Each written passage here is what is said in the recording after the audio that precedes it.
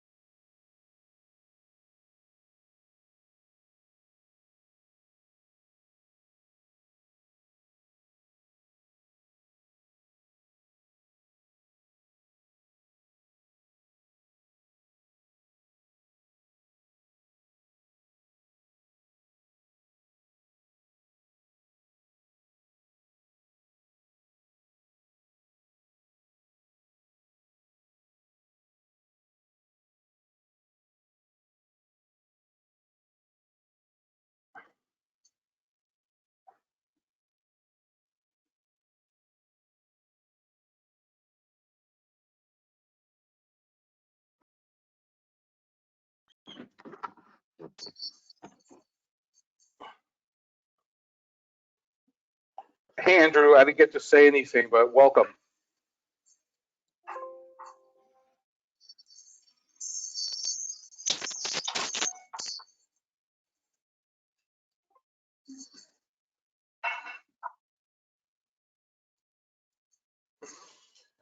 Hey, Deborah, can you hear me? Okay, you can hear me. Andrew, I are you on can. or no? You talking to me? Yeah. Yeah, I was this- trying to say, as I was having difficulties before, I was trying to just welcome you and say, Oh, welcome. thank you so much. Yeah, nice to meet you, Frank. Sorry, my volume actually was just down. I didn't notice that. Sorry if I was ignoring you. No. I'm the one who has all the audio issues. Everyone does at some point.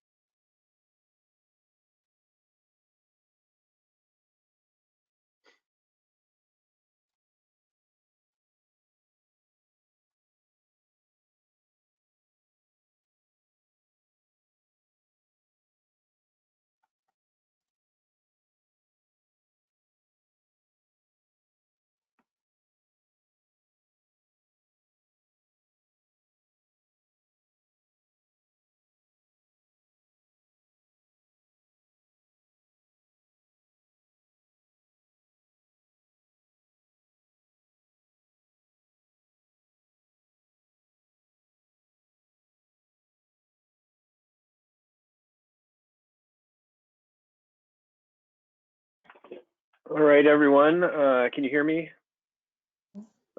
Bring this meeting of the Urban Design Commission back to order.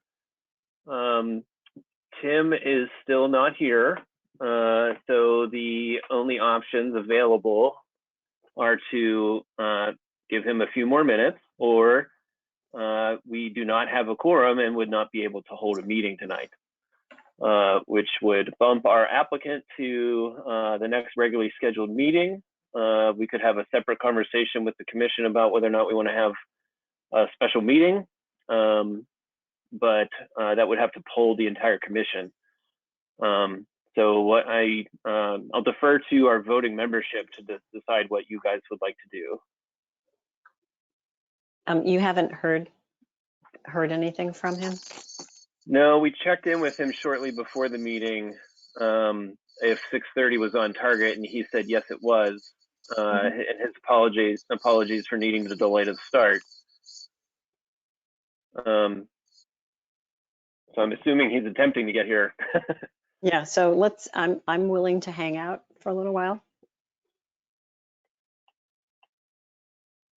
Okay. Do we want to specify a time? Yeah, do we want to say what a little while is?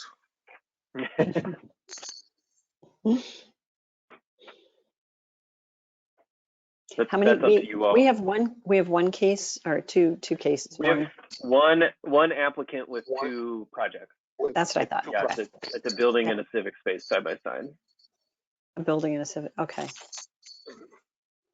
Yeah, so it should be like an hour session, the most. Yeah, famous last words. I know. Oh my gosh. If Maybe we need to put times on our agendas. we should. You know what? I actually was at a ZBA meeting for Milton, and they give you like, boom, start and stop. I think so. I think I've been thinking a lot about that. Our meetings have gone very, very long, and I do think we need to implement something. You know, how Okay. long the presentation can be, you know, and then people have to be concise and to the point. Yeah, I mean, when I had my presentation, we were told you have 20 minutes to do a presentation. Everyone who's speaking those 20 minutes, and then there's like 15 minutes of questions, and that's it. Yeah, so I think we should incorporate something like that. I'm sure the planning staff wouldn't mind that, right? Certainly. Yeah. So what time do you think Um, for tonight? I mean, I think that, I mean, 10 of, quarter of, 10 of. I would say quarter of, I mean, 6:45. Okay. Okay. We are in recess until 6:45 then. All I will right. see you then. Okay, thanks.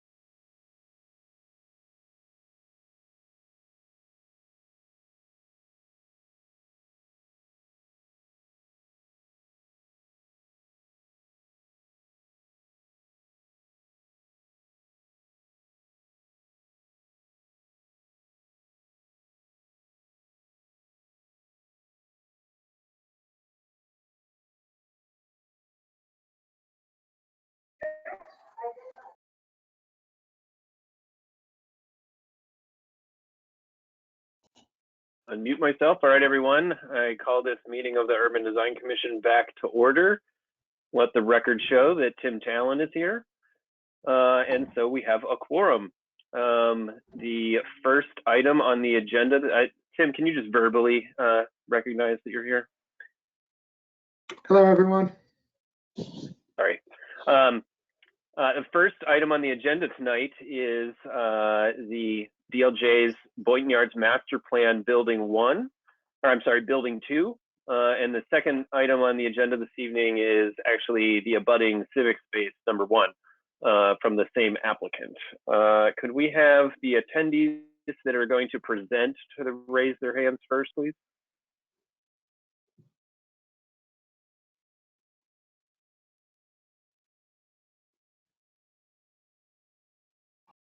Ian, I just see your name.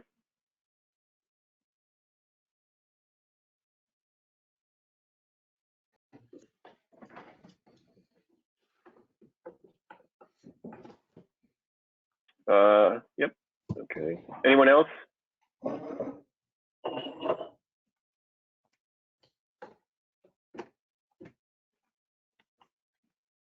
Yeah, so Dan, I don't know if you guys can hear me. This is Rolla. We can't hear you, Rolla. Yeah, so we're gonna present civic space first, and then Okay. go through building 2, if that's okay.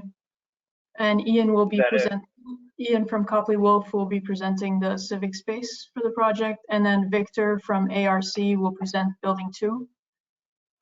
We will try to breeze through these slides quickly. I know you guys wanted us to present in 20 minutes. There's a lot of material. So please do stop Ian or Victor at any moment to ask questions. We're excited to be here. Both teams have worked really hard. We have gone to a neighborhood meeting before we got here, and both civic space and the second building were well received. Just in terms of the public spaces we're providing, green spaces, the ideas of publicness on the first and second levels of the building. And we are here excited to get you guys feedback on facade and massing and the like. So I'll let Ian go ahead. Thanks very much, Rolla. Can you guys see my screen? We cannot. Okay. How about now? 1 second. Andrew, could you switch Ian to the presenter?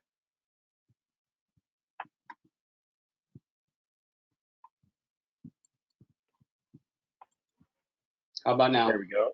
Yep. Okay. And we're good now. Great. Thanks so much. And as Rolla said, I'll try to breeze through this, and definitely just stop me if there's questions. Again, my name's Ian Ramey, Copley Wolf Landscape Architects. We'll be talking about Civic Space 1. Our agenda, so we'll run through these items really quickly. This is just included, we obviously had a formal submission to you guys. I think the takeaway here is that the central design tenet of the civic space is really to create an activated 18-hour public space that equally serves the tenants of the proposed buildings, but also the neighborhood. So that's really our goal here. Talk about the process. Rolla kind of already touched on it. So we had a really good neighborhood meeting. I think I just wanted to touch on the fact that over the 16 months or so that we've been developing this project, we've had constant and continual dialogue with PSA, with Louisa and Courtney. There's been a lot of back and forth, and they've really been instrumental in us developing the civic space study, in getting to our early concepts, and then starting to figure out the programming. So there's been a really good line of communication between us and the city. You guys know where the site is. The Boynton Yards site is sort of here in the dashed black line. We're going to be talking about building 2 shortly. The civic space is the darker green space that's between building 1 and building 2. You guys know about the civic space study. It's basically a requirement of the master plan special permit. We have to take a 10-minute walk, a half-mile radius around the project site, inventory the existing open spaces, and try to ascertain where there may be deficiencies in terms of some of the programming elements, so that we have a better view into what the proposed programming and activation might be for our given civic space.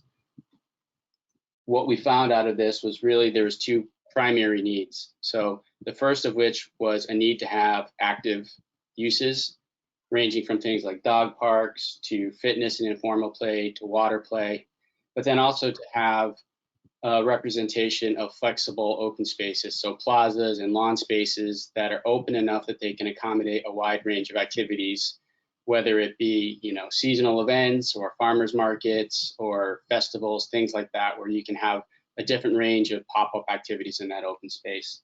And also, you can look on the plan, you can see the existing green spaces, and you can note that there really aren't any green spaces close to the project site. So there's a real need for vegetation, open space, and in particular, shade from trees. Our existing project site, the proposed civic space is in red. Building 1 or 101 South is nearly complete. You can see that in the aerial photos. And then on the lower images, these are site photos before 101 South, Building 1 has been started. The existing site conditions are largely asphalt, low-story buildings, and a sparse amount of landscape. We obviously looked at shadow studies. I think the takeaway here is that the open space has shade in the morning from 101 South. In the middle of the day, it has great solar exposure. It's south facing. And then in the afternoon, Building 2 starts to provide shade on the site. And one thing to note here is that when these shadow studies were run, they were run based on the maximum height of Building 2 based on the master plan. And in reality, as you'll see, the development of Building 2, it's actually a little bit lower, so the shadows would be slightly less. Existing site conditions, again, a lot of paving, existing building on site, a little bit of landscape off of South Street. And the only thing to note there is within that landscape is an existing memorial to the firefighters who perished fighting the Arrow Paper Fire of 1976. The development team has taken that memorial, they've salvaged it, they've cleaned it, and they've stored it. And the idea is that we would come back and replace it onto the site, generally in the same location, pending dialogue with the fire department and those who are responsible for, the memorial. Scale comparison, we looked at several well-known open spaces ranging from Copley Square, PO Square, the Lawn on D, some of the Wharf District parks, and also the recently opened 401 Park. Our project is in the upper left, and we found that our scale comparison most closely aligned with 401 Park, both in terms of the overall size of the space, but also the proportion of lawn to hardscape and overall area.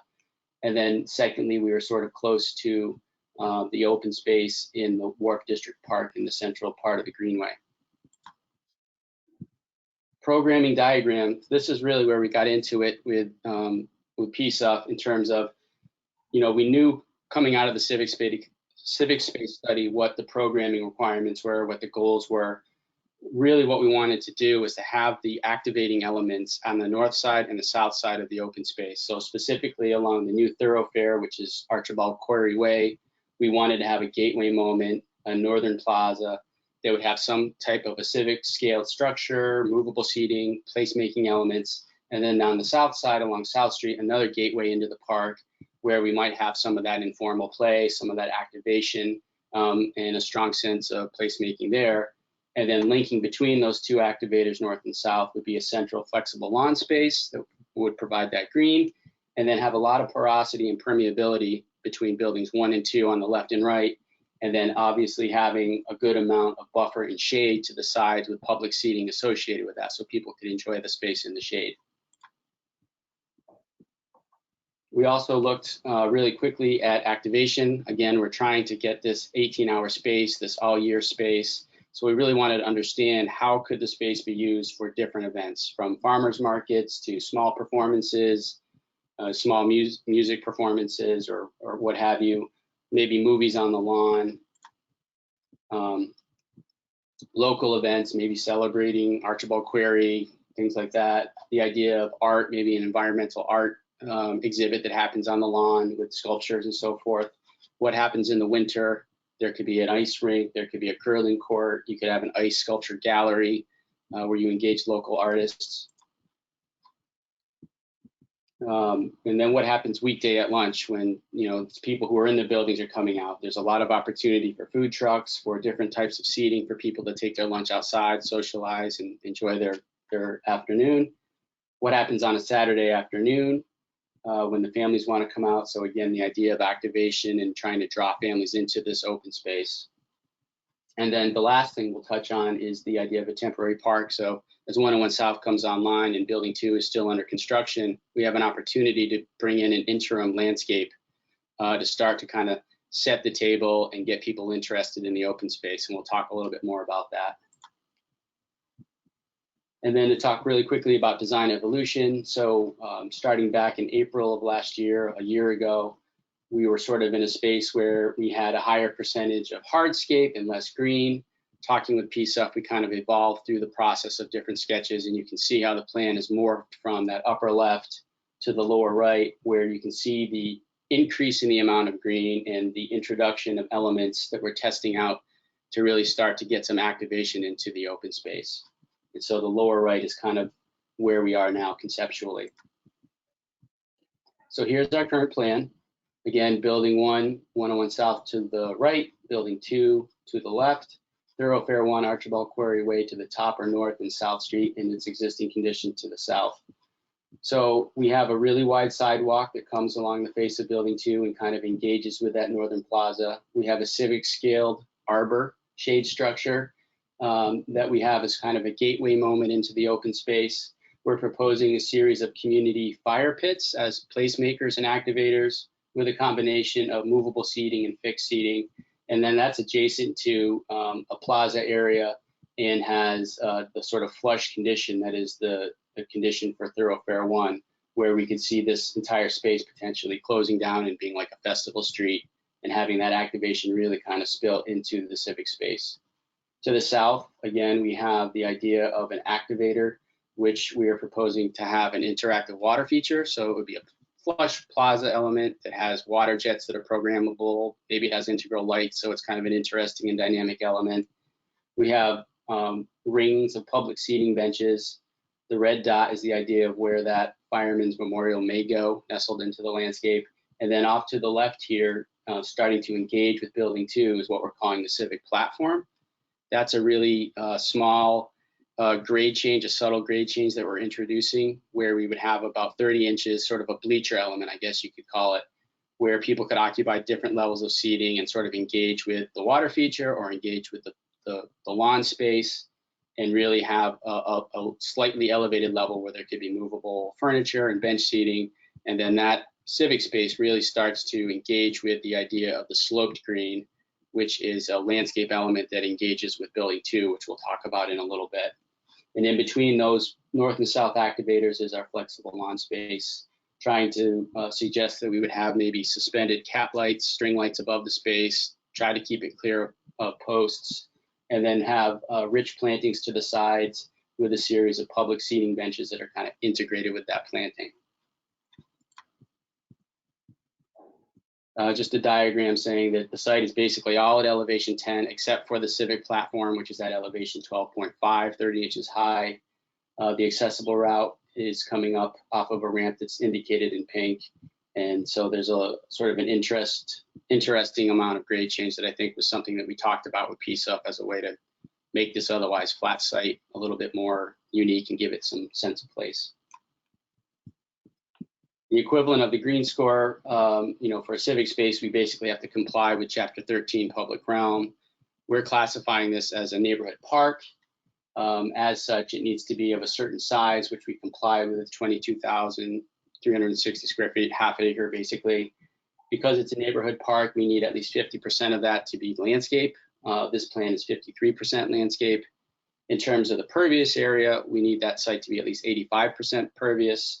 We're providing 86%. That's a combination of landscape and permeable pavers. And then because it's a park, we need to have a certain amount of trees. We basically need 1 tree per 1,200 square feet or 18 trees. This plan has 28 trees in total. Now we get into some cross sections that show the edge conditions all the way around and how the open space engages with the adjacent buildings and the thoroughfares. So here's a section cut through proposed Building 2. You can see the key plan shows where that's cut. The idea that you'll hear about Building 2 is a really active first floor use that spills out with really wide opening doors and a spill out of activity onto the plaza space. So that's what you see here.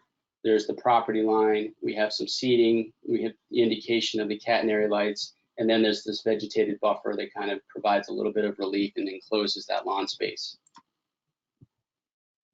Here's a section through the upper thoroughfare, Archibald Quarry Way. Again, the idea is that thoroughfare through the master plan permit process is a flush drive, kind of a shared drive. We have a flexible plaza space adjacent to that where we could have food trucks set up and table seating that would kind of activate that.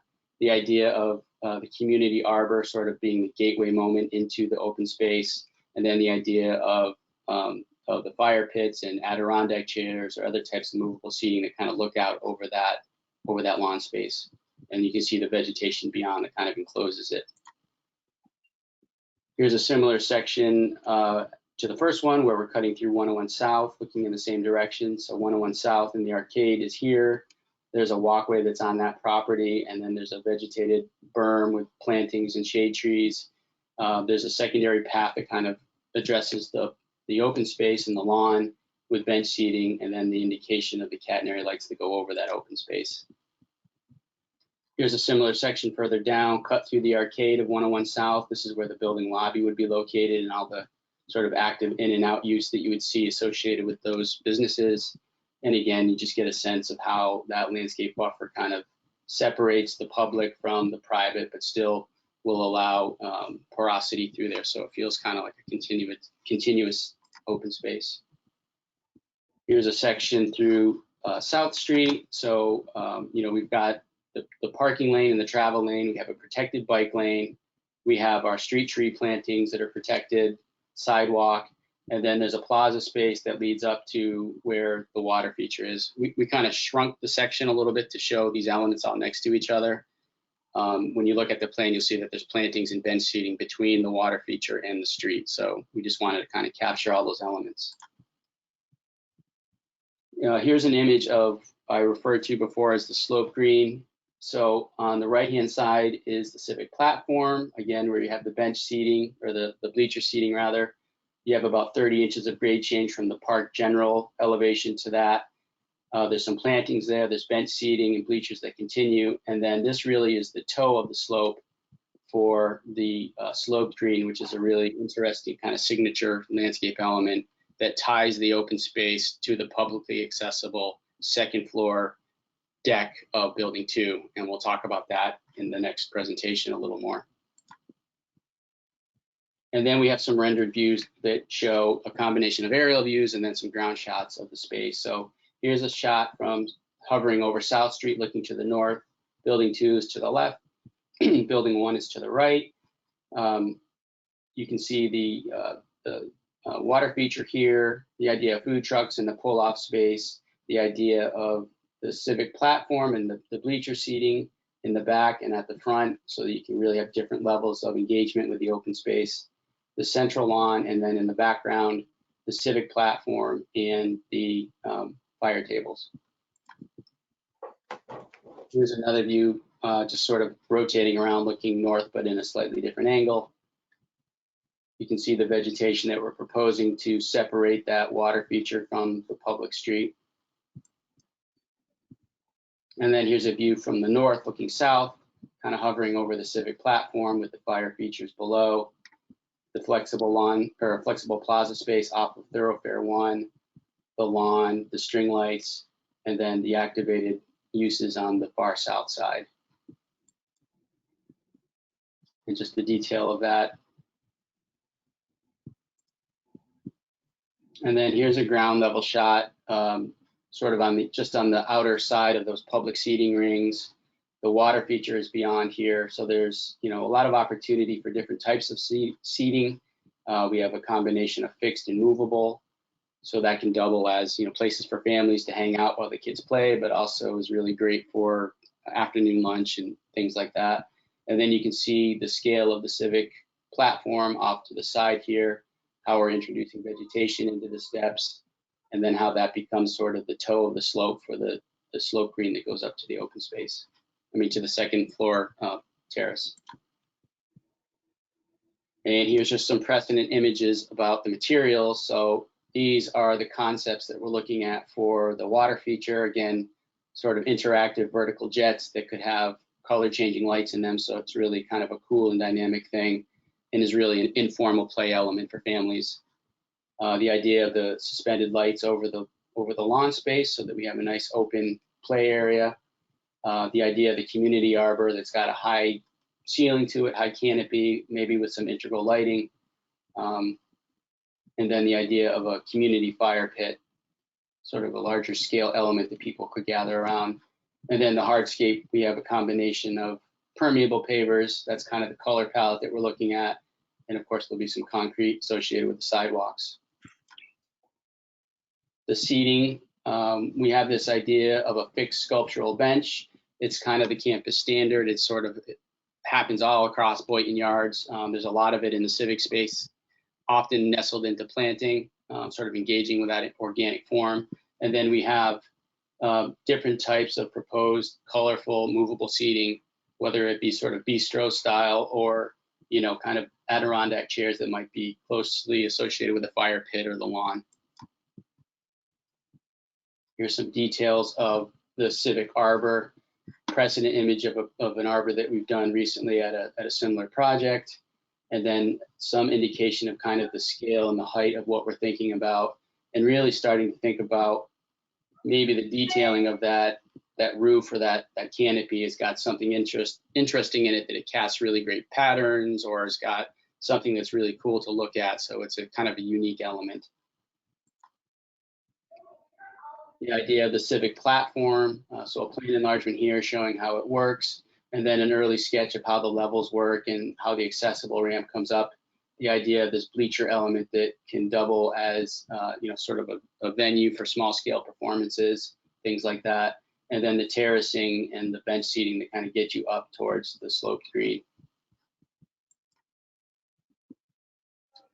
Obviously it's a park, so we're really, paying attention to the biodiversity and trying to have a lot of different native, natural, native shade trees, I should say. So things that have different characteristics to them in terms of the foliage, the fall color, the flowering. Also trees that are habitat supporting. We're trying to be, really strong on the native aspect of things. So this is the palette of materials that we're looking at. And then the lower images is kind of like plant compositionally, how we're seeing these elements put together. We're starting to work with the project's environmental art and signage designer. So we're trying to find ways where we can have wayfinding kind of integrated into various elements of the park. That's an ongoing thing. And then lastly, just to talk about the temporary park. So as 101 South comes online, we're thinking that, towards the fall of this year, there's an opportunity for us to do an interim landscape, which would be sort of a flexible lawn. We would install maybe the first part of the permanent plantings immediately adjacent to 101 South, and then offer flexible activating uses for that lawn, whether it be, a volleyball net or different types of lawn games, movable seating, picnic tables.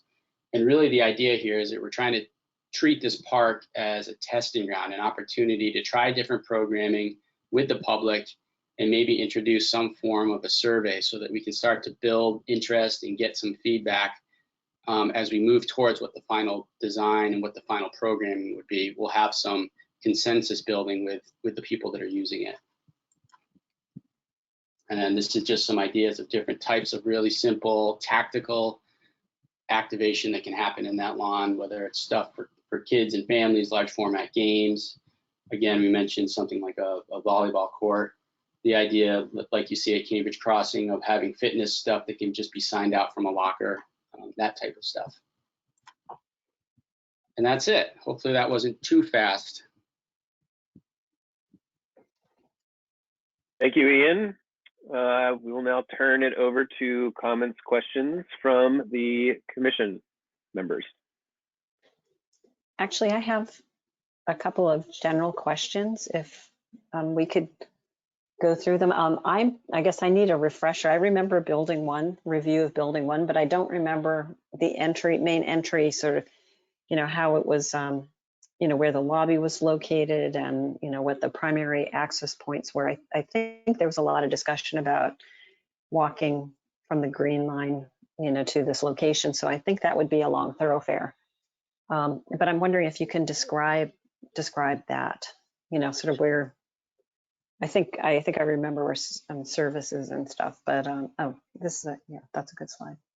Oops, sorry, went too fast. Yeah, so the main lobby, and Rolla, if you want to jump in too, feel free, but Mhm. the main lobby for 101 South is kind of underneath the arcade area that I'm circling here. So that's the main entry into the building. But there's also, first floor uses that happen along Thoroughfare 1, which is on the north side of the building.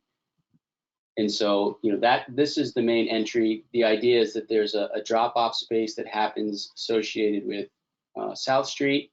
Kind of there's a flow there, a hardscape flow to that.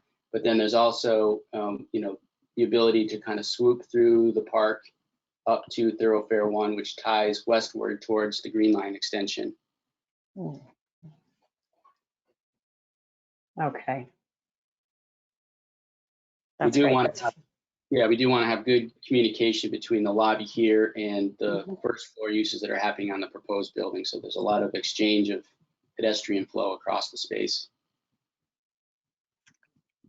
Okay, great. Thank you so much. Yep.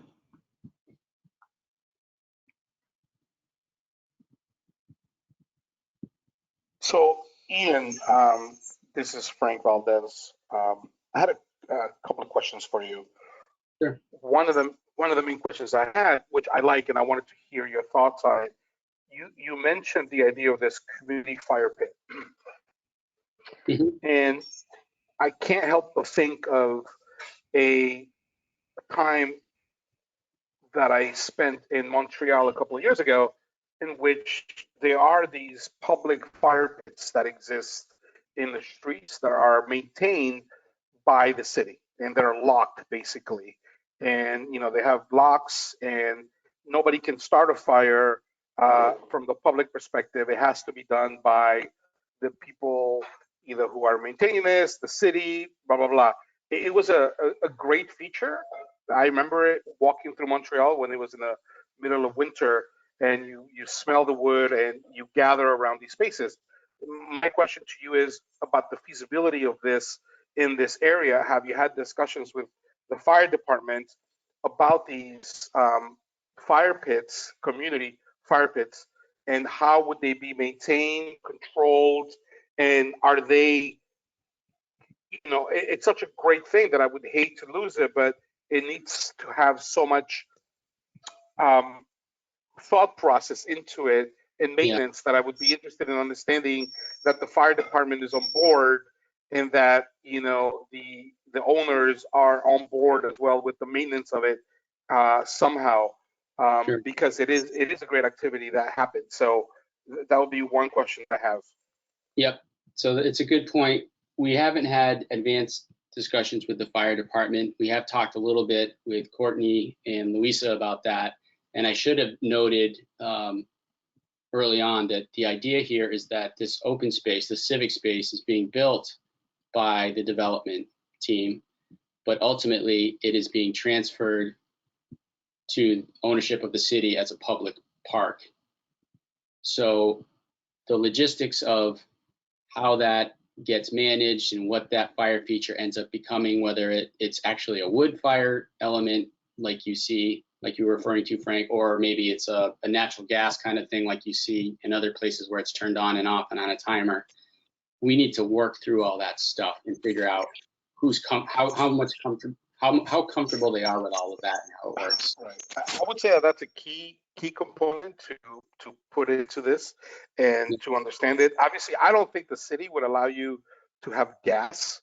Cambridge barely allows us to have gas in private property in courtyard. So I think wood would be the option, but I would like to hear more about it. I like the concept, but I would like to understand it, that it continues to function that way and that it does not become a dead programmatic component, on that. So, which leads to my next, sorry. Frank, if I just might jump in, I know, I think that the conversation with the city and the fire department, I mean, we'll have to work through that. But I can just let you know that some of the outdoor dining that is occurring during the pandemic, there are restaurants that are using outdoor fire pits that are gas run that were approved by the fire department. So Sure. I But you think need to that take them- there's, you need to take them away at night and store them in a facility that is not accessible by the public. So Right. very different from a fire pit because you can't move Right. it. But yeah, no, I like the idea. I want to hear more about it, and I would like to hear a plan about the approach, and hopefully it works. Because let me tell you, my experience in Montreal, walking through the street and seeing those fireplaces was really beautiful, and it was great, and it was very well maintained. So I would love to see that in such a component. I guess then my next question falls into the idea of, and I don't know how to approach this, but it's always interesting providing a public community space between two private buildings, right? It's the idea, how do you make a space like that feel inviting and welcoming to the community, and not making Right. it feel that you can't approach it because you feel that it's private and you don't belong there. So I think that there's an important component of creating this concept of that this needs to feel open and welcoming to the community. And that's just a general comment. I'm not saying that you're not doing any of that. I think that you're trying to really do a lot of those things with the component. So the piece of the rendering that you have up right now, you have this cascading green space that comes from the building down into the green space, which is beautiful. Is that green space public as well, and it has the ability for people to go up to it and hang out there, or is it a private component? It's on private land. It's basically a green roof on top of the first floor of building 2, but it's intended to be completely open to the public. So it's a publicly accessible landscape element, and we would encourage, there's no like official path up there, but we would encourage families and kids to play on it and go up to it and be engaging with it as a public element. Right. Interesting, because I was just in DC last week for April vacation, and I stayed on the Watergate Hotel, and next to it is the Kennedy Center for it's the theater component that's there, and it has all of the green spaces, and you could literally walk around the building and experience the building and the green spaces elevated around the building. And it was really a great experience to be part of that and feel that you can be part of that and not feel like you're going to be kicked out, that you belong there and that you're welcome there. So I encourage that same component to be embraced in those pieces that go up and around the building. Yep, that's a good comment. We definitely had conversations with PSUF about making sure that this open space didn't feel like you had to buy, a $8 latte to use the space. It's a public space. It's for families. It's a public park that happens to be amidst these new lab buildings. So it's a challenge, and it's something we really need to continue to advance.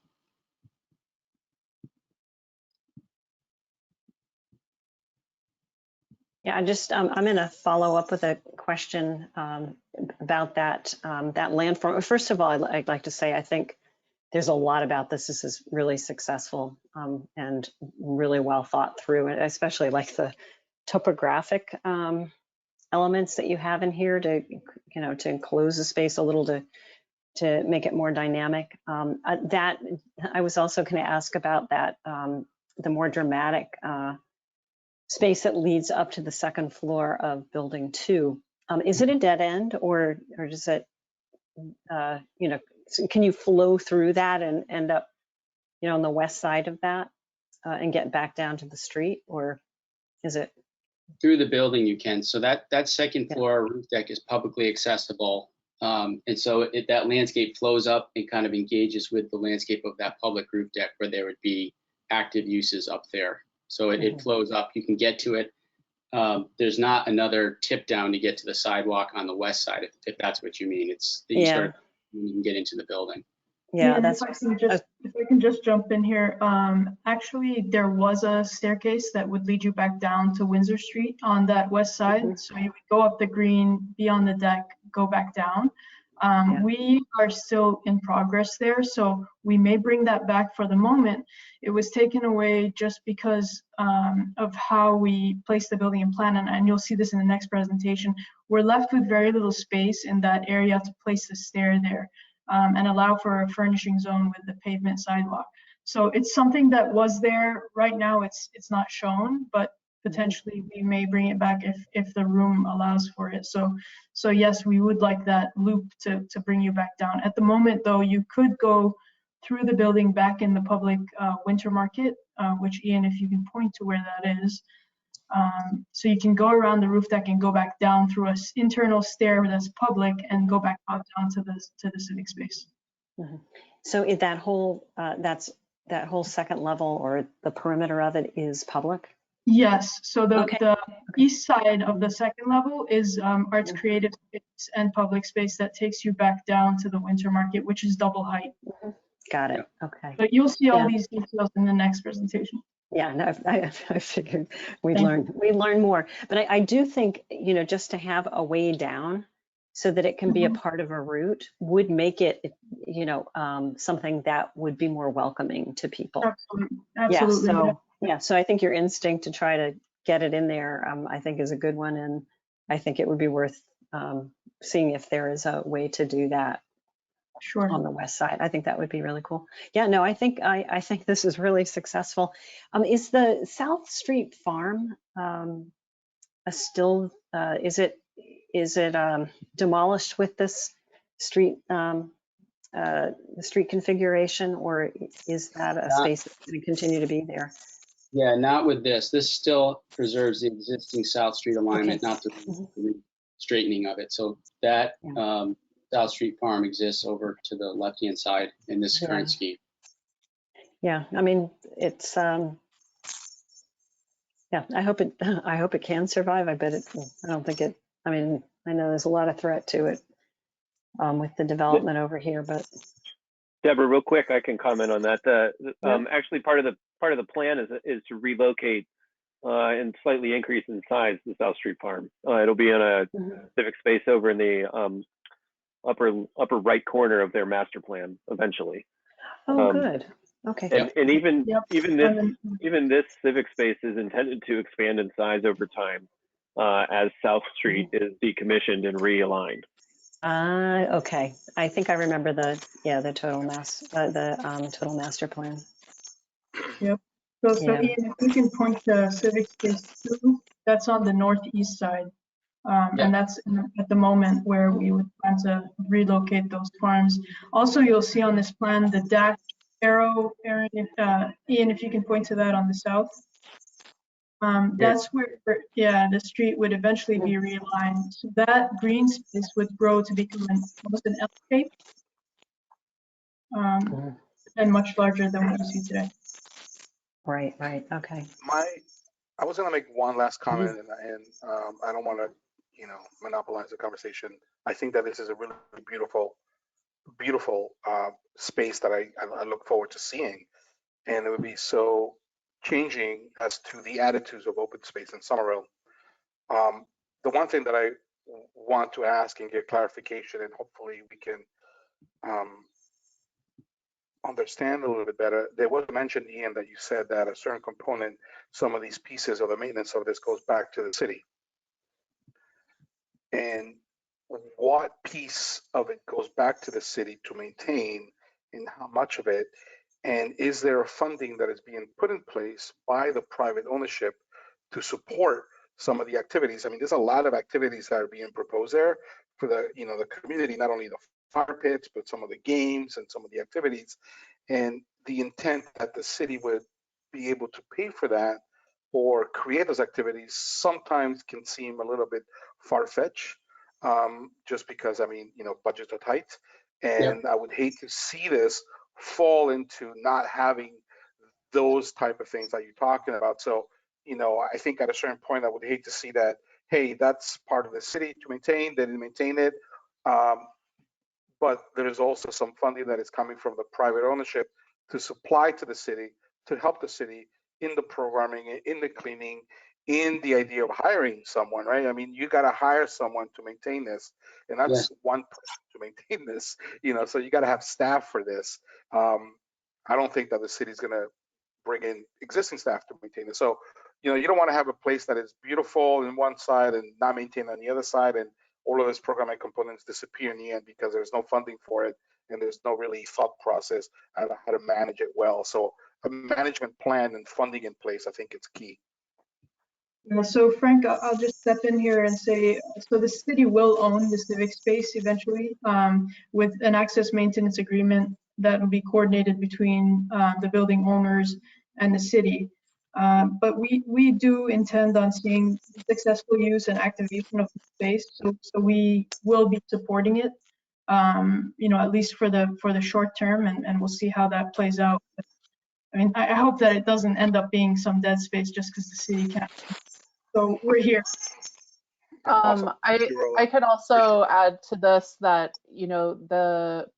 there, as part of the covenant, there will be an agreement on the maintenance based on the design that's being proposed.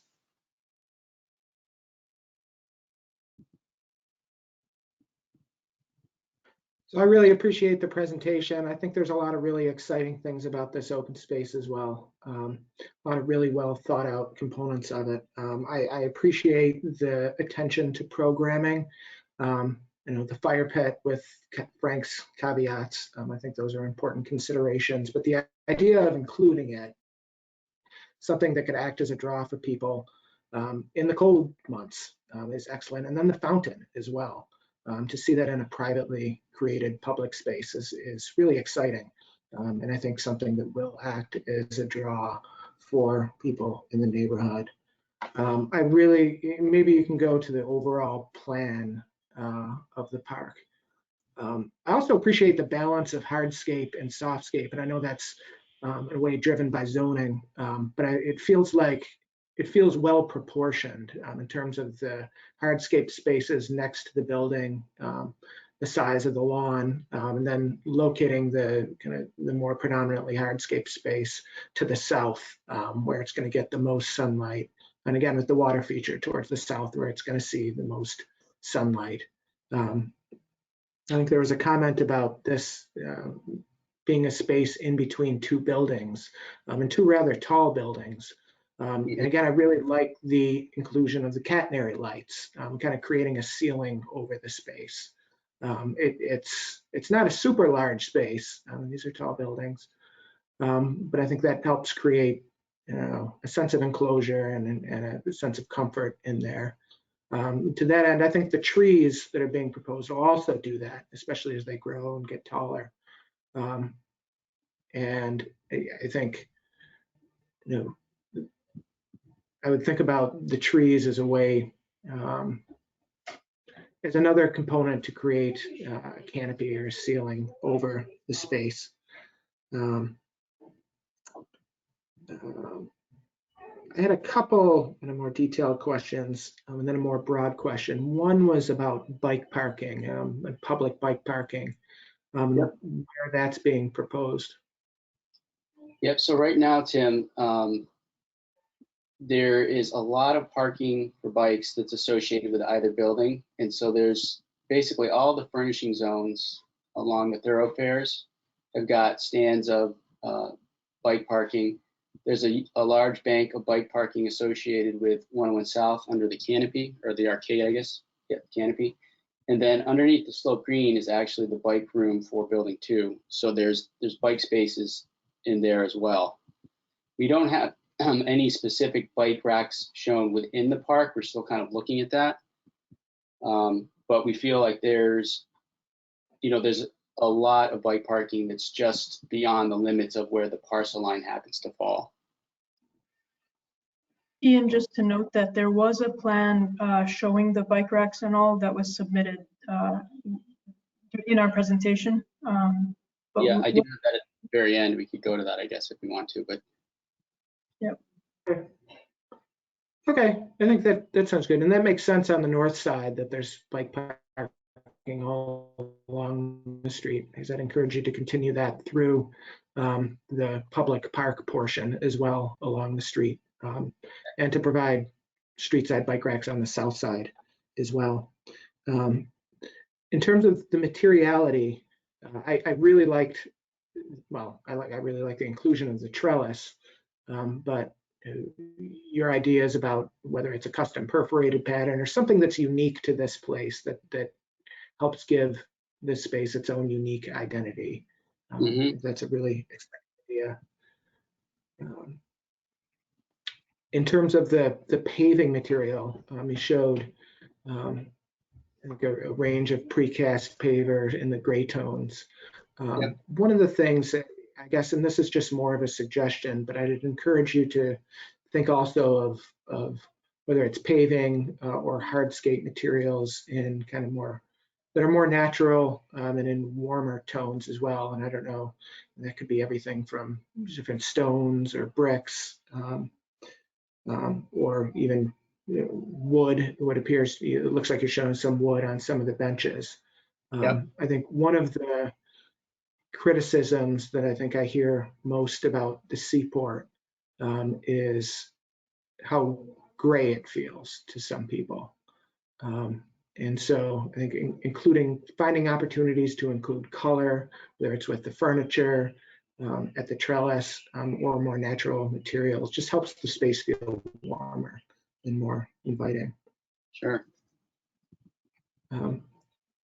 I guess the last, and maybe I was thinking of asking this now, but maybe it's something we discuss more when we're talking about building two. But I'm curious about the expansion, knowing that this is the first phase of this park, that it's going to expand and become the 50,000 square foot central civic space of Boynton Yards.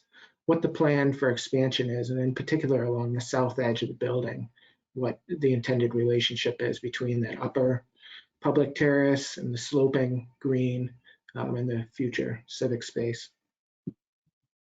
Yeah, we actually have a great sketch of this, and I don't know if Ian, you can pull it up, or I don't know if it's relevant to pull up at this stage, but just a really cool concept sketch that has that second floor deck and slope green expanding and bridging over, and then sloping back down to create to the park.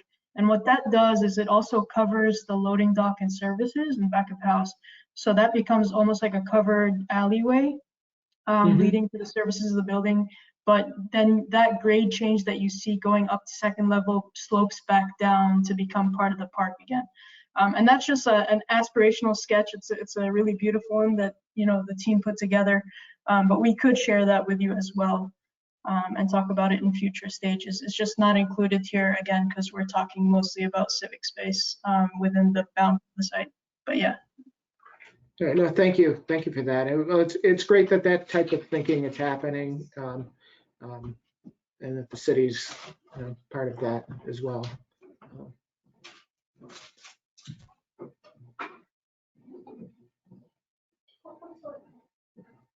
Thank you. This is a very strong proposal.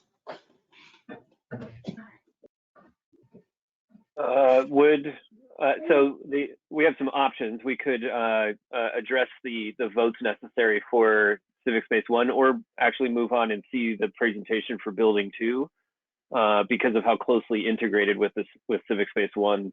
It may be valuable to see that before we conduct any business related to either application. I see Deborah shaking her head. Is Frank and Tim, you good with that? Okay. Yes.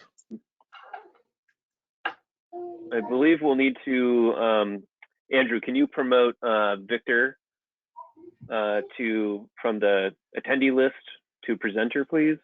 Ian, you can go ahead and, yep, thank you.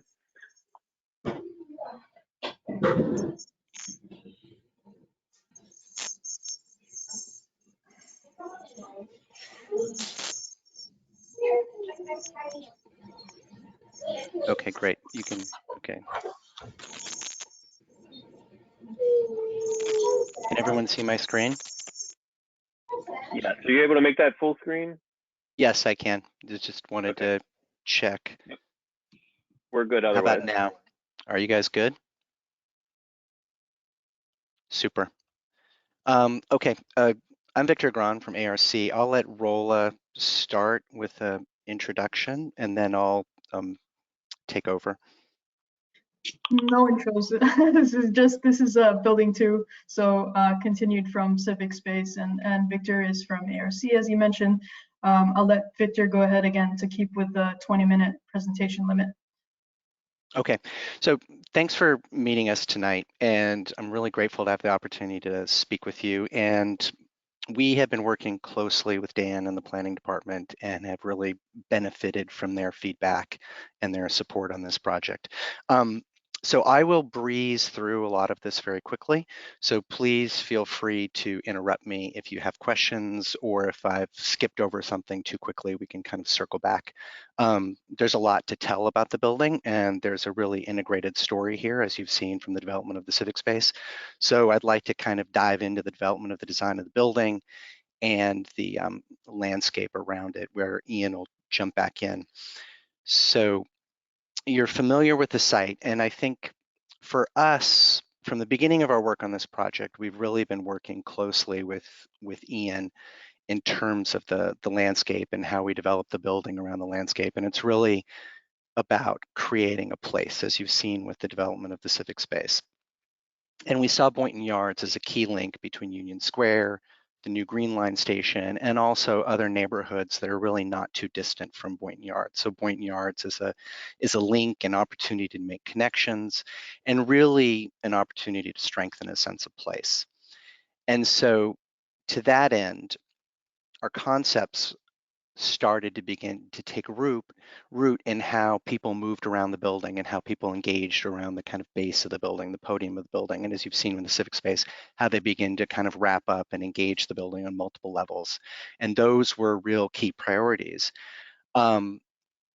Other things that were priorities are really how can we make as much of this place in this evolving, developing neighborhood to really draw people here, so that there is a multiplicity of activities, there's a multiplicity of ways for people to kind of move around and engage the building. And it is very much, from early on, it was very much not meant to be a private building, even though the building proper is private. But we really strove to make the building and the base of the building as public as possible, and parts of the building as permeable as possible, hence the sloped green, the accessible terrace on level 2, which I'll get into more as we move forward.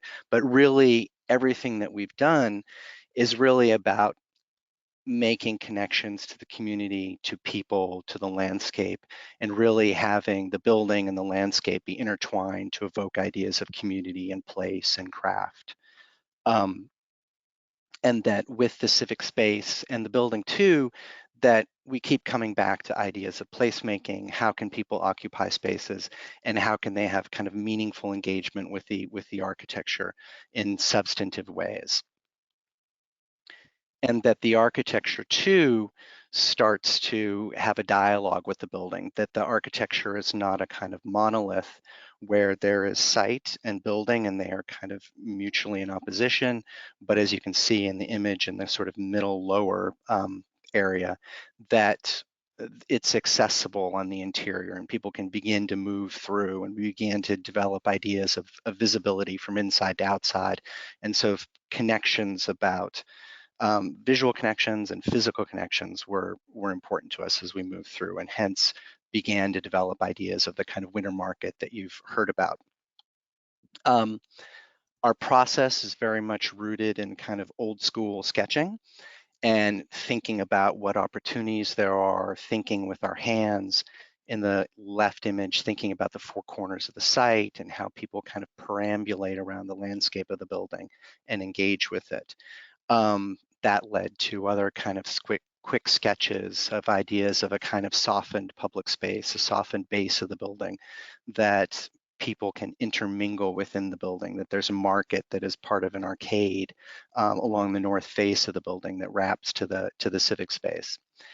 And then in turn, massing studies that began to explore every possible avenue to unpack new ideas and ensure that we've studied a broad range of solutions and that we're not just going into one solution that seemed most amenable to us, but we looked at the rock from every possible side. And as we moved forward, we began to distill some of those ideas into what we thought were the kind of strongest expression of those ideas, which then led to further distillation into kind of 3 basic concepts. And those concepts are rooted in this idea of connections and thinking about a building that is expressive of Somerville, expressive of these ideas of community, expressive of ideas of craft, of science and art, and that what we're trying to do is make a building that speaks to all these things and really speaks to the overall Boynton Yards as a place and a destination and the kind of home for a new neighborhood, and that potentially this building can be a very kind of powerful anchor, but also a building that is very welcoming in that regard and helps anchor the site. So those sketches evolved into kind of more formal approaches to the building, which you see here labeled Link, which is about making kind of biaxial connections across the site. Deborah, you spoke about people coming across from the Green Line, and that was very much a kind of priority for us on the landscape. And this idea of the link really kind of speaks to that. The approach that we called origami was about kind of thinking about the surface as folded paper. And as that led to the idea of the sloped green, thinking about folding surfaces. So that led to a kind of really productive benefit to the project. And then the third approach is what we call the open book, where the facade is kind of seen as leaves as a way of kind of breaking down scale and thinking about these kind of moments when different leaves kind of come apart, what's revealed on the inside of the building. And here you can see the link concept in more detail, this sort of a dual expression of massing. The origami concept that you can see here that led to the development of the sloped green, and then the development of the open book concept where we incorporated the idea of the sloped green that was kind of born in the origami studies that then began to be folded into the open book idea, which for us seemed to be the most productive and massing idea that had the most nuance and the most possibility overall. And as we began to explore the massing of the open book, it was about creating changes of scale, refinement, carving away of the corners, articulating the podium base, really starting to think about vertical and horizontal articulation, but also really beginning to express the tripartite structure that are important to the zoning ordinance. From a plan and planning perspective, this was an early concept diagram for the open book where we envisioned the north space against AQ Way as this outdoor public market. Alongside the civic space, we pointed to it in Ian's presentation, this idea of an indoor public market that we've referred to as this winter market, a space that can be at winter time open to the civic space on the outside, and that becomes a part of the building that is very public and very permeable.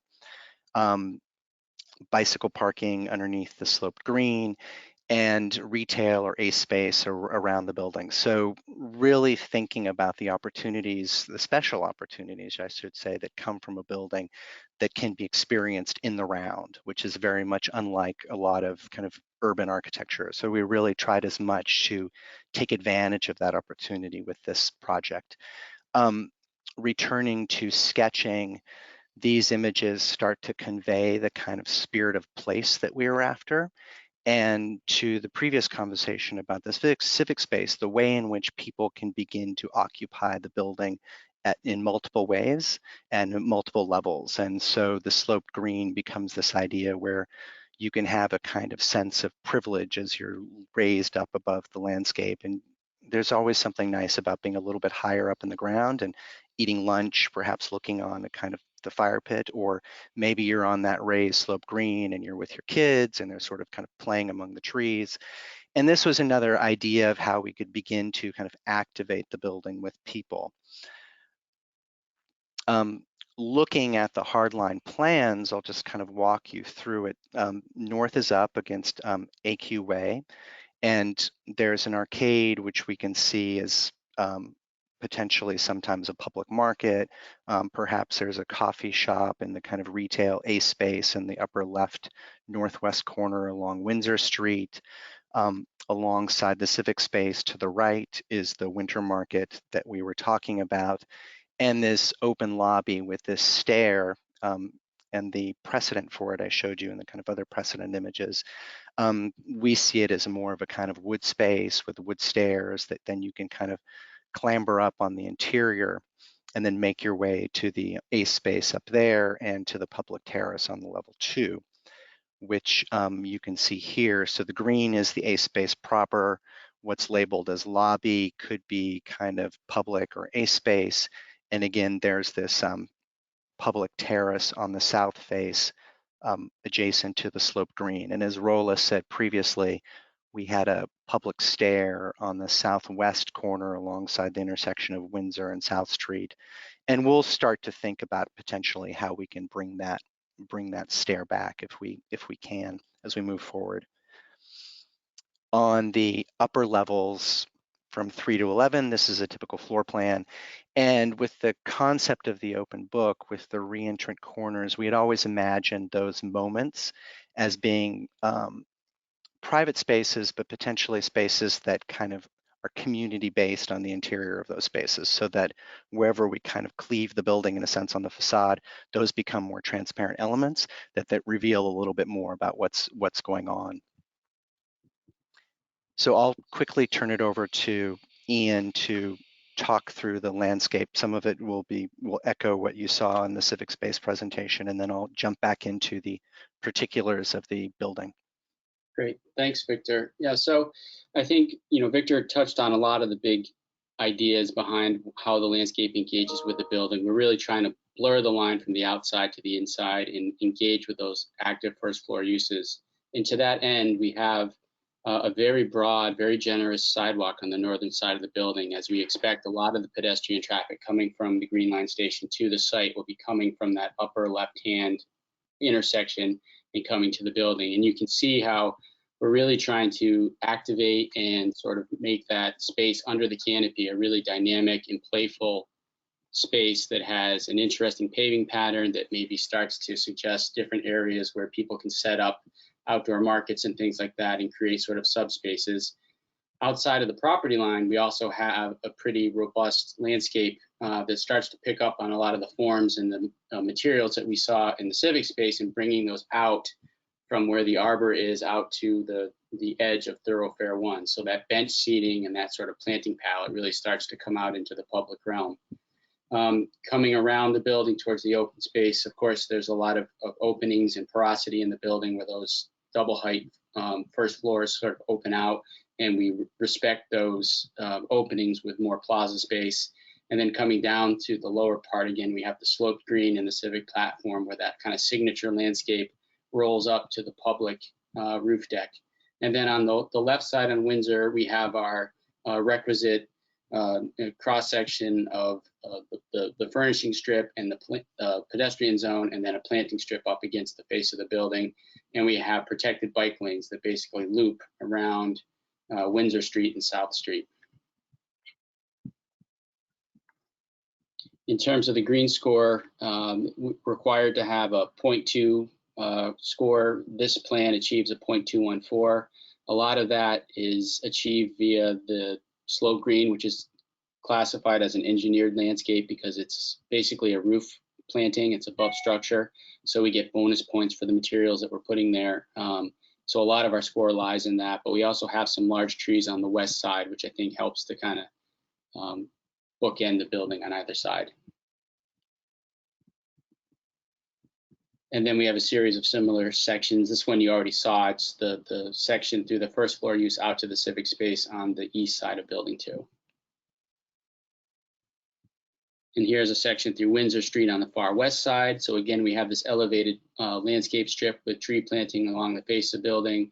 There's a little bit of grade change that we need to contend with. So we're taking the opportunity to embrace the grade change and introduce sort of seat wall height and knee walls where people could sit.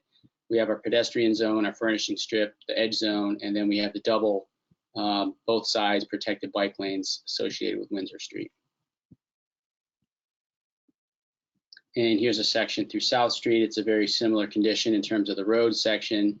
And then you get into the site area where we have our furnishing zone, 6-foot pedestrian zone, and a combination of either vegetated frontage zone, or in the case of where the cars are, that would be paved into the building section. And then a section through Thoroughfare 1, which again is a flush curb, sort of shared street element, double row of trees on either side, heavy on the planting on our side of the project. And then you can see how the property line falls and the colonnade and the covered space. So really that's a very broad civic space or hardscape that's a public space, 17 feet plus an additional 17 feet. It starts to get pretty wide, and you can see that there's a lot of opportunity for activation in that space. And then again, the section through the slope green, which we saw over the bike room. And again, the materials are very similar. Again, we're trying to work towards sort of a master plan or a campus standard in terms of what the materials are. So a lot of the stuff we saw for civic space, we're proposing to use in the public realm around Building 2. And our planting of trees. So, we have more durable, urban tolerant street trees proposed, maybe trees that are a little bit smaller in stature and able to kind of work better in that sort of more restricted streetscape condition. And of course, the ground level plantings have to be very tough, very urban tolerant species.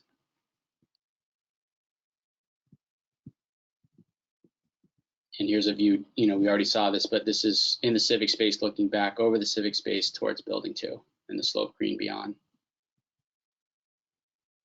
And then again, an aerial view that shows how that works. Thank you, Ian. So I think, just to reiterate, one thing that's been great about this project is the conversation with Ian and Copley Wolf began very early in the design process. So it was never something where the architecture was preconceived and then the landscape had to adapt to it.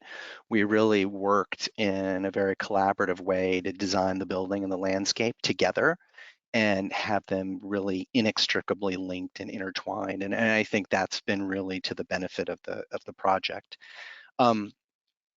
As we have been developing the building and this idea of the open book, we've evolved further a series of facade design concepts, which we don't quite have branded, but we'll just call A, B, and C.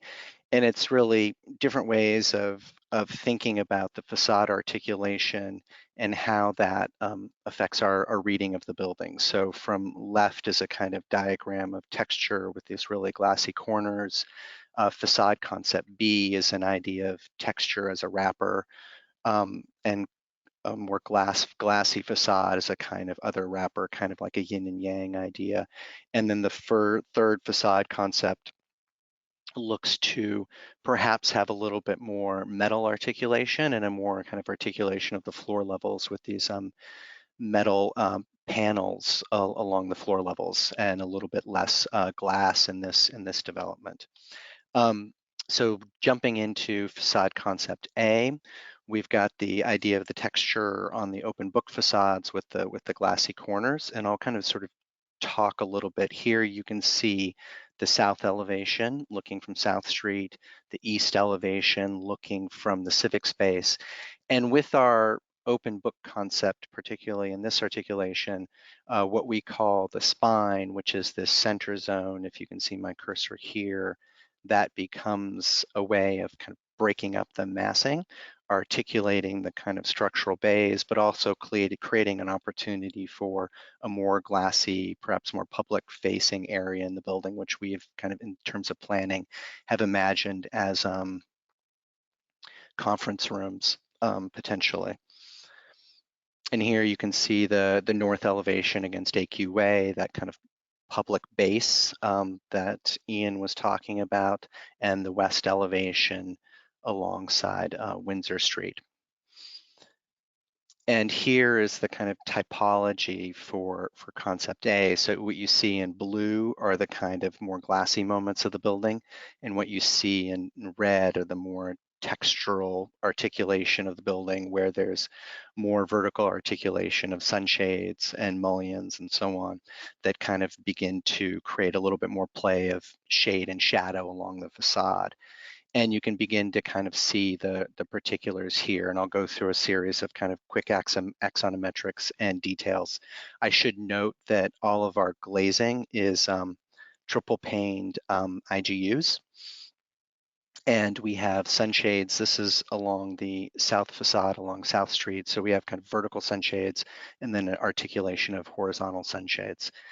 As we move around the building, here you see the articulation of the spine of the open book for concept A, where the centerpiece, as I noted before, becomes a little bit more glassy, and that articulation of the metal goes away in these kind of more glassy zones.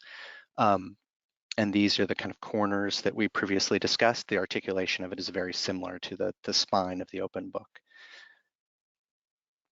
And then on the north and west facades. The north facade has less need for horizontal sunshades, so it becomes a little bit more vertical in the articulation. It has a little bit less depth on the north side. Jumping to facade concept B, we really tried to create this dialectic between one half of it and the other, perhaps ideas of that kind of link idea coming together again and thinking about the kind of diagonal procession across the site. So one component of the facade, particularly the south, has a lot more metal and is a lot more textured with vertical sunshades and horizontal sunshades. And then the other side facing the civic space and the north facade is more glassy. And you can begin to see how that starts to play out in these facade studies along the south and the east, and then the north and the west facades. And then again, we have a typology diagram for the concept B. So in the red, again, you can see the kind of more textural sunshade-based articulation of the facades. And then on the north and the east, the more glassy facades. And that starts to reveal itself here in this diagram, which is the south and the west. And then here, the kind of more glassy moments along the reentrant corners and along the north and the east side facing the civic space. And again, with each option, it's triple glazed IGUs. Facade concept C, so we tried to look at it in a completely different direction than we had previously, have a little bit less glass, a little bit more surface articulation of metal panel and vertical fins. And you can start to see how that articulation of the horizontal aluminum metal panel starts to play out on each of the facades. And again, the same thing, same idea that we had about the spine of the open book still plays through here, where that center portion of the facade helps break up the facade into different elements and break down the scale of the building, and also create these more visible spaces in the centers of the facade that potentially can become these kind of more public facing elements of the private office lab space in the tower.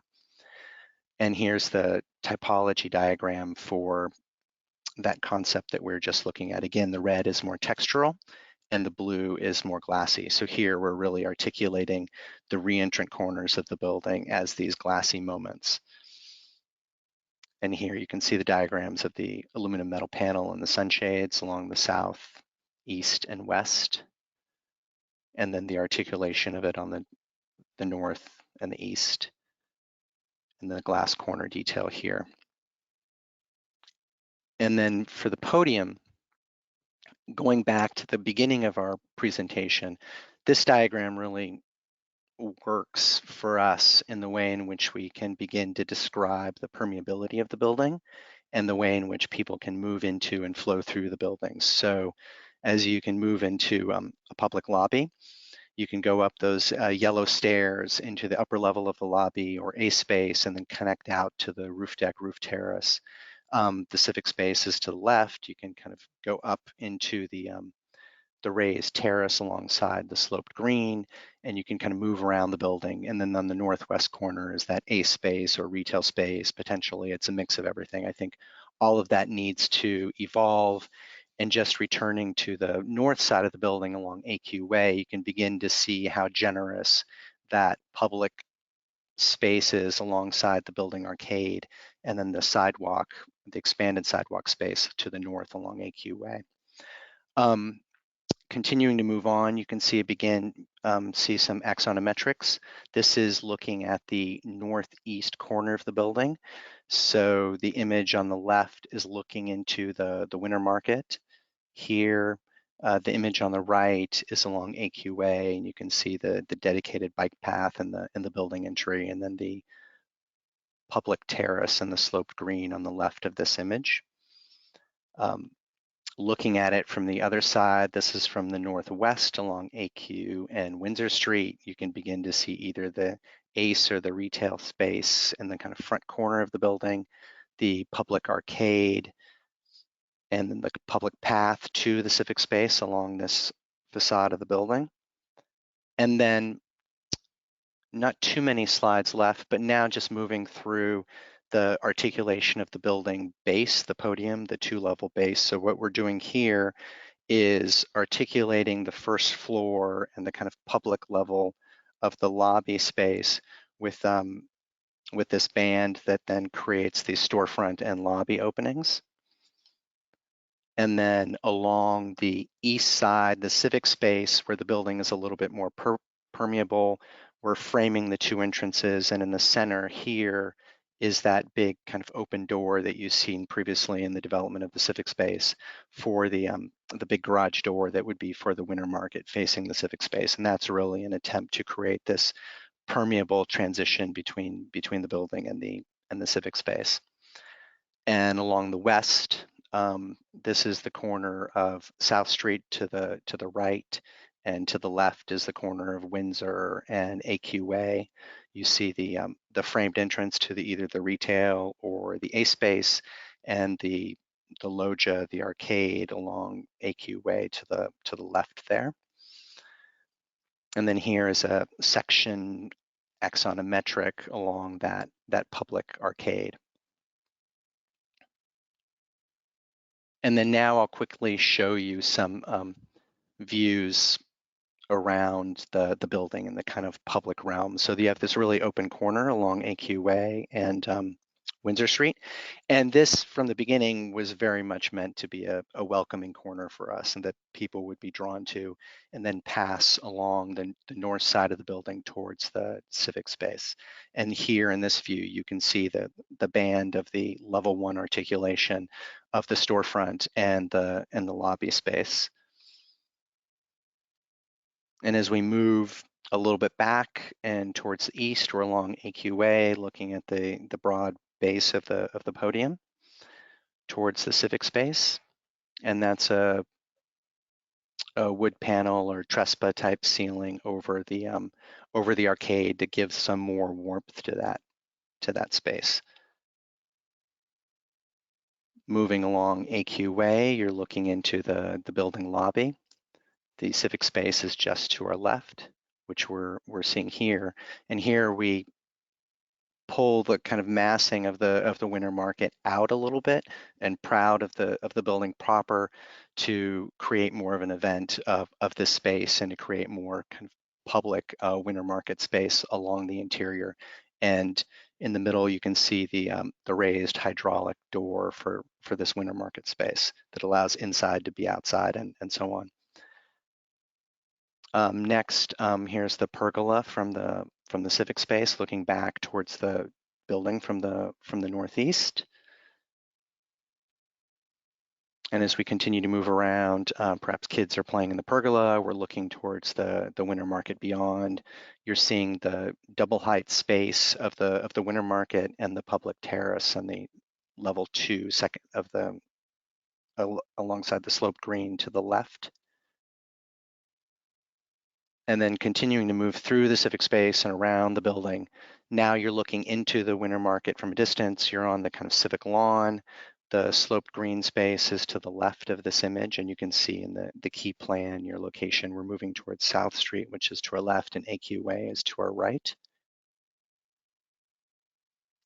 And then here, we're looking towards the sloped green and the raised public terrace alongside level 2, which leads to that A space and the connected lobby to the ground floor. And here, as we move along, backing off of South Street, you can see the bike room, the edge of the sloped green, and the public terrace beyond, and the civic spaces to the right. And just very quickly, this is our zoning diagram that we've been working with Dan and planning on. So I think we're in good shape here. These are some of our zoning compliance diagrams that we'll be submitting with our site plan approval. The facade articulation talking about the tripartite construction of the organization of the building from the podium base. The middle section, which has the articulation of the structural bays, and then the articulated top. And this is just goes over some key points of how the building conforms to the zoning ordinances. And then lastly, we're benchmarking LEED Platinum. And so at this time, we're about 84 points. So we're getting there. And this is a diagram of all the key elements of targeting LEED Platinum. The enclosure is one, the materiality of the building, low carbon footprint, the high performance curtain wall and facade with triple glazing, high efficiency LED lighting, and then of course really thinking about how we use water on the building and really trying to reuse condensate from the mechanical systems and harvest water for irrigation as well. So I hope that wasn't too fast and you found the presentation of the building productive. Questions, comments? I can certainly go back to any of the slides and talk through them. Thank you. Thank you, Victor. Comments, questions, concerns of the commission members?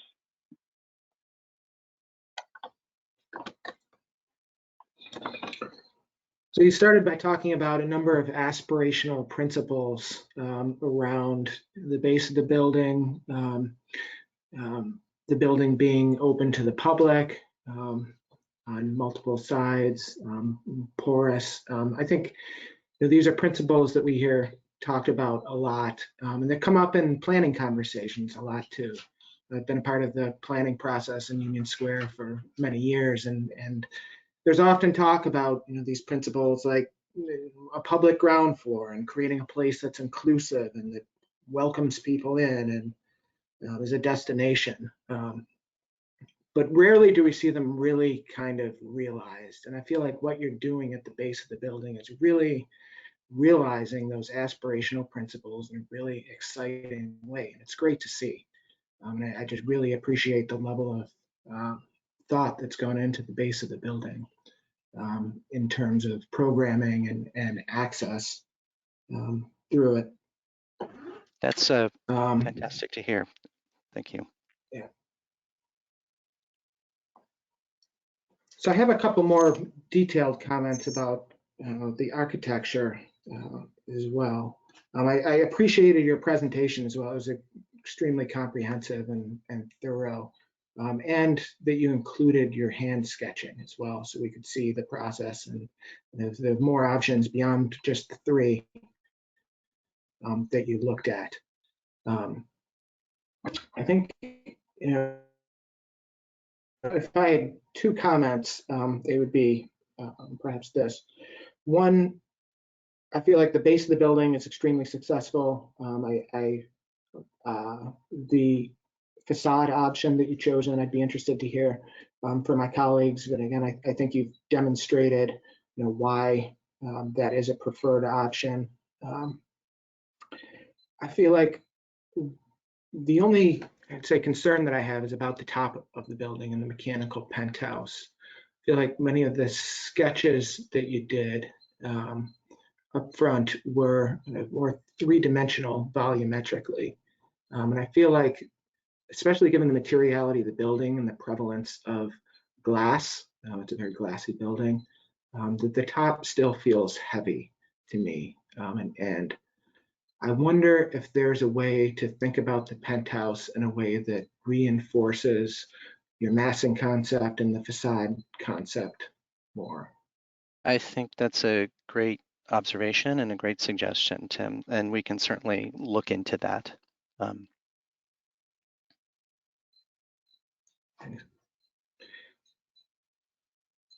I guess my other comment is just about materiality. Again, predominantly glass and metal, which for a building of this typology, I think is fine. It's a very refined facade pattern that you've developed. But I wonder at the base, in particular at the base of the building, if there's the opportunity, like you've done on the ceiling of the arcade, to think about the solid material of the base being something, if it is metal, is it a textured metal, something with a grain, or is there the opportunity to look at warmer materials at the base? There absolutely is, and we can do that. So. Tim, if you're done, I'm going to pick up on that comment because I totally agree with you. And I agree with what you have said about this. I feel like the base of this building is really intriguing. I would love to see as you develop this, that you push it a little more. And with a change of materials, I feel like there's control lines throughout that you're almost slavish to, which I think is fine at the upper levels. I think it's very rigorous at the upper levels, but I feel like to further, I think sort of address a more human scale and stuff. I think it would be great for you to start to break some of those datums. I feel like the entry to the lobby of the building, isn't that easy to find. It isn't that well articulated, and I think it's okay to do that, especially since it's got that. You want some transparency in the lobby. The lobby glazing to see that stair, and given that this is north orientation, and you'll have southern light, I think, coming through that stair, if I'm understanding the plan correctly. Yes, you are. You will see through the glass at that point to some extent. I think you really want to further that. I think the whole base, I think, wants to push these dynamic moves that engage the civic space around the building, and I think the civic space is quite successful. I almost wish that on the north side it picked itself up in a way that, and I don't know if I mean it literally, with angles or whether somehow, you find more transparency. The datums, these horizontal datums are broken. I also feel that way about the market. It's been characterized as a 2-story space, and I don't get that reading at least from the drawings that I've seen. I think that that door, the retracting overhead door that opens the space to the park, is just that 1 story, right? But it's a 2-story space beyond. Yes, that's correct. Okay. Yeah, I mean, I think it would be great that was legible. Okay, that's a great point. So that's what I'm saying. I think that's where to go with this, to warm the palette, to have some texture to it, to have some surprises in it. Perhaps there's an art program that starts to love that. Somehow love that. Yeah. Just do some surprising things with the base. I think and then be rigorous above, and then you've got this, podium, and then the tower above. I love what you're saying, Deborah. I think these are fantastic comments and exciting comments, frankly, about really making the podium base not just more human scale, but taking this idea of human occupation even further and breaking down the rigor. To your point, yes, perhaps we're too slavish to the rigor of the kind of top and middle of the building. and Yeah. really looking at ways to kind of break that down. I think that's fantastic. So thank you for that. Yeah, maybe even have some things spill out of it. Yeah, yeah. Like that stair might spill out in some way, Yeah, I you love know, that. into I love street, into sidewalk furniture or something. Yeah, Yep. and I think that north arcade, I noticed one of the renderings, and I'm going back and forth between the earlier ones. I know they're slightly different images, but I feel like you may want to think about how you light that space so that you do get, you've got a bright, you know, sort of a warm, bright colored ceiling to that space, a Trespa. Yep. That's like Yep. That's a great point. ochre. Yeah, and maybe, and I imagined, I think you probably did this with the rendering, but I imagined some uplight, you know, from the columns to really make that bright during the day and at Great. night.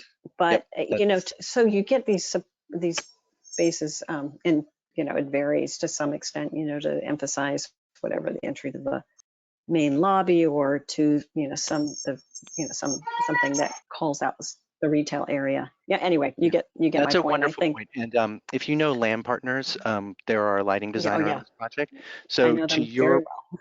and they're fantastic. And to your point, Mhm. they are doing exactly what you're suggesting, which is we're putting lights on the columns that are uplighting the warm Trespa wood ceiling. So the idea is that underside, the upper part of the podium, then has this kind of lit in the evening warm light that then can washes all around the building. And then we'll look to bring more warmth into the building base, to your and Tim's point.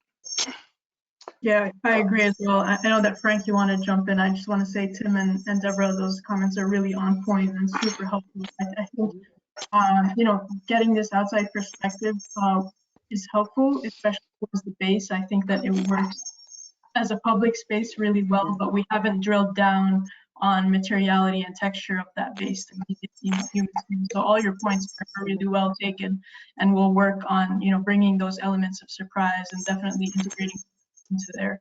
So very helpful. Thank you. Very nice presentation, guys. Thank you. Right. Victor, I'm not gonna dwell a lot in what my colleagues have said. I think that I have to agree with everything they said. I think it was a great presentation. I think it was thorough. I agree with Tim and Deborah that, you know, really the podium base is an incredible opportunity and great. I will say two things. One thing, and I don't have an answer for that, but I will agree with Tim. The top penthouse does seem heavy. I don't know how you solve that. I don't know how you deal with it, but there's such elegance about the building. When seen from a distance, there is that heaviness that the top carries. And I know that, you know, these lab buildings require, 30, 20, 30 foot, penthouses. So I don't know. That's just a good observation. You are spot on. It's been a real challenge for us. So we'll It's continue always a challenge. to attack that. Right, it's always a challenge. But my main question is this. Your building is very difficult in its placement because it really doesn't have a back. Yes, but you have given it a back on South Street because that's where you have the service parking entry and the I think it's slide 25, and it's really the loading and unloading of everything. It's a necessary component that you need it, right? Yep. But when you think about the future of this, right? Yep. And then that little you're straightening South Street, right? Because that's the intent, that South Street gets straight, and then that little teardrop becomes a park. Yes. How is the service? So that street still exists technically. And trucks will go through there and parking will go through there, right? So now what we have is we have a teardrop or an open space that is, basically surrounded by service and traffic on both areas, right? Yep. And that's just my big thing. It's like I like the gestures that you've been doing, but from a larger urban perspective and a pedestrian perspective, that streets and that face walking, I mean, you're putting a very key piece of landscape and public space on top of that, the cascading. But then the street and pedestrian component is really walking in front of the entire servicing area of that, the back of the building, which is in front of a future park building. An observation, Yes, yes. you know, No, challenge, because you're right. Frank, It's you're absolutely right. But so the idea is like in the current condition, that if you're standing in the civic space or at lobby of 101 South, you're gonna see, the sloped green, which is a good buffer. But yes, in the future, once the South Street is realigned, I think I mentioned this in the previous presentation, the idea would be not to show that street. So it would be to take this slope green and bridge over that alleyway, so that you would enter that alleyway in almost like a tunnel. yeah. And And be I able to think, enter loading and parking. and Rolla, you know what I would say to this, and I think that a large part of this solution would probably lie on the fact of what Deborah is saying. It's like, it just brings me back to walking around the Kennedy Center in DC. There's a lot of highway and there's a lot of roads around that building. But when you're above it, you don't know that there's traffic below it, right? So the idea of going up into this public space, into this part terrace of the building, and then coming back down, right? So you bring the pedestrian up, you give him that experience, and then you bring him down. Yep. Right. Yep. That facade can't potentially, I mean, by default, it can't go anywhere else, right? And you have to work with it. But I think that what you have is very strong. And if you bring a stair down at the other way, you're giving pedestrians the ability to go above it and not have to cross through it, right? And deal with the traffic and the big trucks and the delivery. And it's like it's out of sight, out of mind. And it becomes something nice. And I think that, that was my experience when I visited the Kennedy Center, and I feel that you have an opportunity here as well to do that. And it reinforces what my colleague Deborah was saying about don't bring back that stair potentially, because it could be very helpful. Yeah, it's a fantastic point, Frank, and I think we will look hard at how we can make that happen.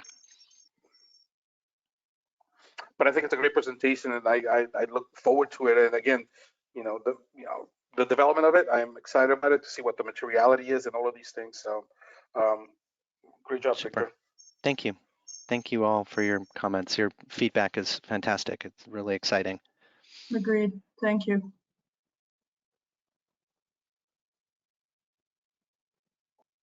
From a procedural standpoint, there would be a number of votes for both of these individually. But my first question, just based off of past experience, is are there things that the commission would like to see revised between now and a future meeting, or is your direction for the team to take and move forward as they continue to progress through the permitting steps? And we could answer that question separately for each item, the civic space versus the building. Why don't we start with the civic space, since we saw that first? Okay, starting with the civic space, there are no options required to be presented, so there's no choice there. The only vote necessary would be whether or not the design satisfies the design guidelines for a neighborhood park. Quick reminder, that's in your email if you would need to quickly reference that section of the zoning ordinance. And then if you do take that vote, then we would need potentially need another vote to incorporate the feedback given tonight into the evolving design.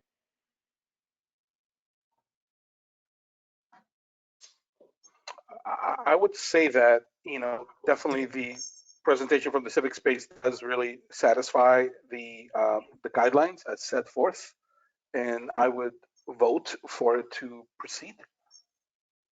And I second that.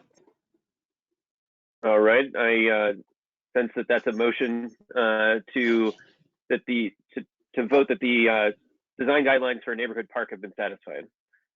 Seconded by Deborah. We'll do a roll call. Frank? Yes. Deborah? Yes. And Tim? Yes. And the second one would be to incorporate feedback given tonight into the design, if we have a motion. So moved. I second the motion. Second. Seconded by Frank. We'll do a roll call again. Frank, Yes. Deborah, Yes. and Tim. Yes. All right, congratulations to Ian. And we will move on to building number 2. So this has a number of votes related to the massing of the building and the facade design, which we can take up separately from any other questions if the commission desires. The first one would be to vote on the massing schemes presented. Their chosen option was, I believe, the book, folded book. Option 3 was their preferred. Mhm. All right, we have a motion from Tim to select option 3 or recommend option 3. We have a second. Second. Seconded by Deborah. Roll call, Frank. Yes. Deborah Yes. and Tim. Yes. All right, that is facade design or building massing option number 3, the book. Second one is the facade design option of 3 presented. Victor, did you declare one of those a preferred option? No, we didn't. I think it's still very much in study, and I think will depend on how we evolve the ground base based on everyone's suggestions. Okay. So you are free to take a vote on either one of the 3 design options, or if you would like to see other changes before making that decision, you could also decide that way too. Yeah, that probably makes sense. Yeah. Yes, I would agree with that. Yeah, looking at if it's dependent on how the base is developed, which I think is smart. Yeah, then I think it's probably good to defer that, or to whatever that means for a vote.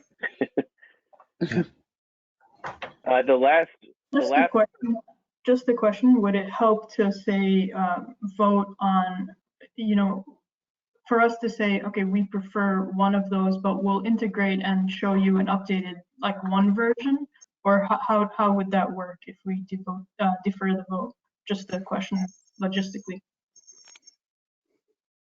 Like, if we tell you that maybe we prefer option A, which kind of incorporates elements of B and C that we saw tonight, but we will work to, update option A based on what we do with the base. Does that sound okay?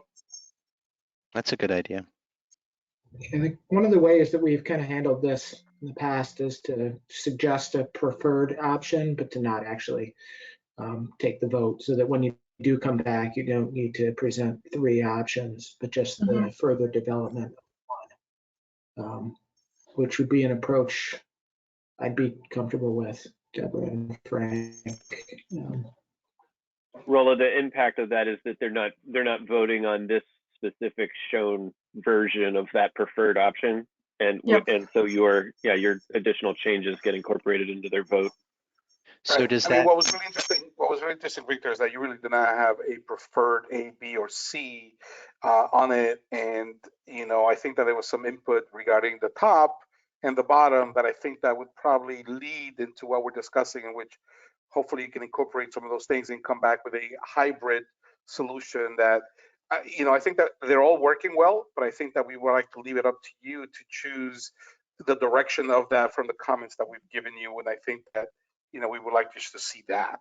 Yeah, that's my Understood, yeah. thinking exactly, Frank.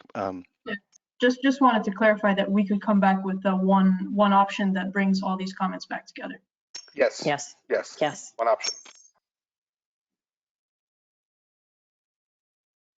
And that would be consistent with prior design reviews that we've completed. For reference, the other votes are about the facade design option chosen, whether or not the design guidelines for the high-rise district are satisfied, and then to incorporate any additional feedback given by the commission. And I sense that the three of those are not ready to be taken up the rest of tonight. And that would mean that we request for the design team to take the feedback given tonight and incorporate it into a revised submission. We have traditionally allowed that to be submitted all the way through the Friday before the next meeting. So some extended time compared to the original submittal. And the only vote necessary would actually be to continue this review to a future meeting date. So moved. Do we have a second? And roll call, Frank, Yes. Deborah, Yes. and Tim. Yes. And Victor, I phrased it that way, so that it allows you additional time if you so choose, but you're welcome to return. You're welcome to return in 2 weeks. Okay. Yes. So we'll, just to be clear, when we come back, I don't think you need to see everything all over again. I think ideally we come back sooner. We will focus very much on the building base and really incorporate your comments and have one unified facade design based on the open book. And we will really work on the top as we go forward. Yeah, that's right. Yeah, that's great. Sounds good. And we can provide you the minutes as soon as possible if that would be helpful, and even the video link if you would like to watch it. Okay, that'd be the notes. The minutes will be very helpful, Dan. Appreciate that. Okay. There's gonna be a really boring spot at 45 minutes about at the beginning of the video to fast forward through, but yeah. We were happy to wait. It was very helpful. Sure. And Alrighty, and Victor, for next time, we really like seeing our presenters' faces. Oh, I'm Yes, so yes. sorry. You're making Well, me seem like I'm like didn't know looking that at was my possible. kids. I We didn't wait know a that was second. possible. We didn't know that was possible. I 'cause in tried previous- to show myself, but let's see. Can I? This is the problem with. Oh wait, here we go. Can you see me now at the end of the meeting? Yes. Wait, now you can see me. All right. I am very sorry. We request that out of presenters. It's easier to just associate with the face. So Yeah. No, you're very right, and I'm sorry I didn't do that before. I'm not used to GoTo anymore. We often remind, and I think we all forget to remind. So. Yeah. I just jumped right into my presentation and started talking. So I apologize, but next time for sure. Good. See my face. But I just want to reiterate how much I appreciate your time tonight, and your comments were fantastic. So we are excited to dive into it. And I'd just like to thank Rolla for all her support and LMP's creativity in helping us develop this project, particularly our ability to work with Ian. So thank you. And Dan, thank you. Well, thank you. We really appreciate your work on this. Thank you. That's exciting. Rolla and Ian can show their faces next time too. Yeah. All right. Thank you. Thank you, team. All right. Thanks, everyone. There's Rolla. All right. Have a great night, everyone. all right. Good night, guys. Bye-bye, everyone. Thank you. Bye. That is the end of our business for this evening, leaving us only needing a motion to adjourn. I motion to adjourn. Thank you, Deborah. Seconded by Uh-oh. anyone? Second. All right. I'll second it too. Good night, everyone. Thank you. Like Frank might have dumped off the call, but we'll accept that as his vote of ready to adjourn the meeting. Deborah Yes. and Tim, Yes. we are adjourned. Thank you, everyone. Okay. Have a Good night. Okay. Right. Good night. Good night, everyone. Good night. Thank you, Andrew. You're welcome.